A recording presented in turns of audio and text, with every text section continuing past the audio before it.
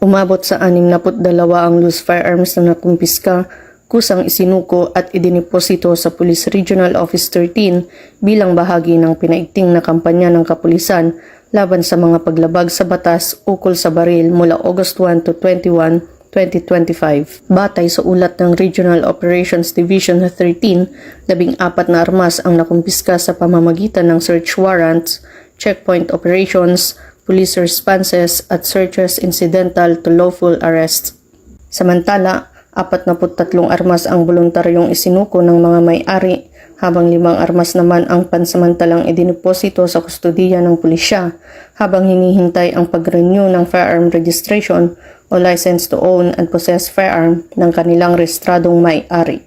Patuloy ang karaga sa maigting na pagpapatupad ng batas upang matiyak na ang lahat ng armas ay nasa tamang kamay bilang bahagi ng adhikain nitong mapanatili ang kapayapaan at kaayusan sa buong rehiyon.